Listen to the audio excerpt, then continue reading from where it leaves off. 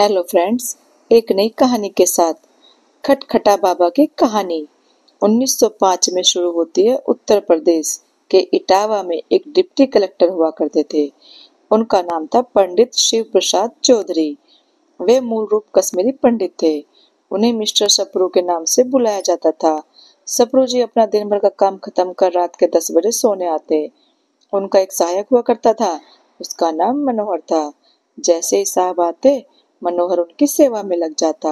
उनके नहाने धोने खाने पीने का पूरा प्रबंध करता। जब सप्रू साहब के सोने का समय हो जाता, तब वह अपने मालिक के पैर दबाता और उनके सो जाने पर ही वहां से जाता। उस दिन भी ऐसा ही हुआ। सप्रू साहब सोने के लिए आ चुके थे। मनोहर उनके पैर दबा रहा था। तब सप्रू साहब ने मनोहर से कहा, मनोहर, आज एक कहानी सुनाओ। मनोहर की कहानी। मनोहर ने भी उन्हें कहानी सुनाना शुरू कर दी। एक बार की बात, एक भव्य राज्य में एक अहंकारी राजकुमारी रहती थी। उसकी बहुत सारी दासियां थी। सभी दासियां पूरी सतर्कता के साथ अपना कार्य को करती थी। उसकी एक खास दासी थी जो उसके बिस्तर को प्रतिदिन साफ सुथरा करती, सजाती एवं उस पर इत्र लगाती। साथ ही प्रतिदिन वह राजकुमारी के कमरे को सजाती। एक दिन की बात है, नगर में उत्सव का आयोजन होना था। सभी दासियों के पास बहुत कार्य थे। इस दासी के पास भी बहुत सारे कार्य थे। उसने सारे कार्य समाप्त कर राजकुमारी के कक्ष की सजावट के लिए पहुंची। अत्यंत थकी दासी ने पूरी लगन के साथ राजकुमारी के कक्ष को सजाया, फिर इत्र भी उनके बिस्तर पर लगा दिया। अपनी सजावट देख दासी अति प्रसन्न हो रही थी। सोचा, आज तो राजकुमारी अति प्रसन्न होगी।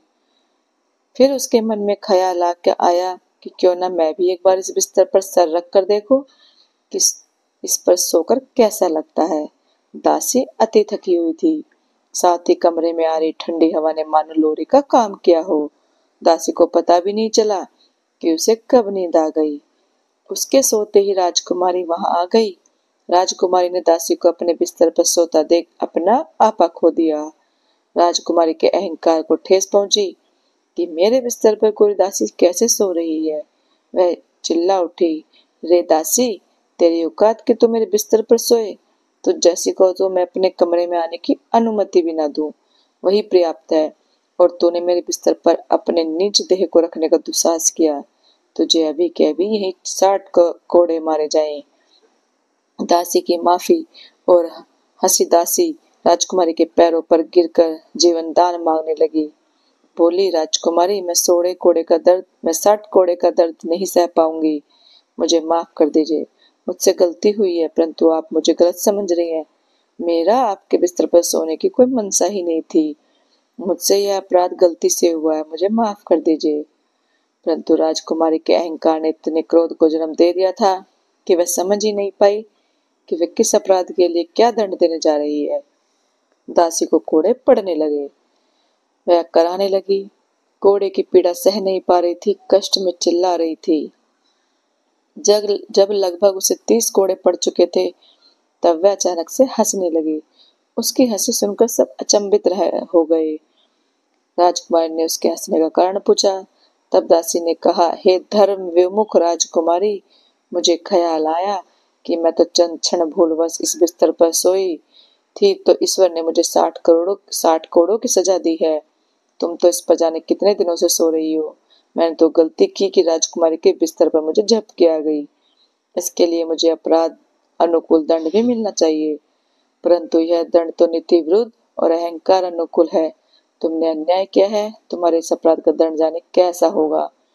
मनोहर कहानी पूरी भी नहीं कर पाया था कि सप्रू साहब विचलित हो अपने शयन कक्ष से बाहर निकल आए। मनोहर भी पीछे पीछे भागा। मनोहर अपने मालिक से पूछता रहा, साहब, मैंने कुछ गलत कह दिया क्या? मुझे क्षमा कर दीजिए साहब। घर से बाहर निकल गए, एक वृक्ष के नीचे जा बैठे। फिर साहब ने मनोहर से कहा, नहीं, तुमने तो कुछ भी गलत नहीं कहा, अभी तो मेरी आंखें खोल दी।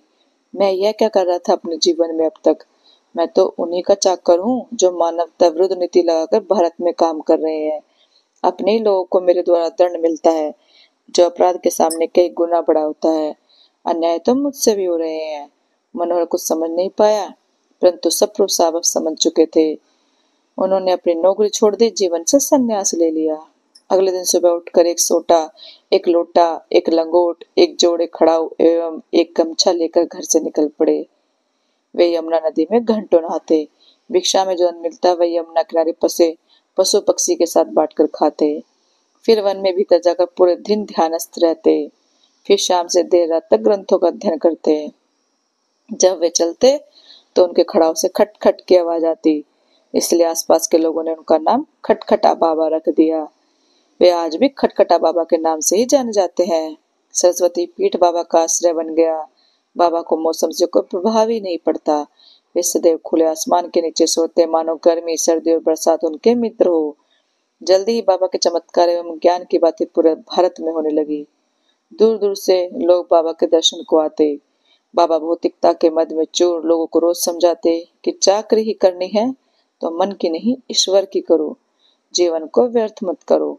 बाबा मूल रूप से कश्मीरी थे। वहां के राजा हरि सिंह भी बाबा के दर्शन को आते। उत्तर प्रदेश के जनसंत नगर में बाबा का मंदिर है।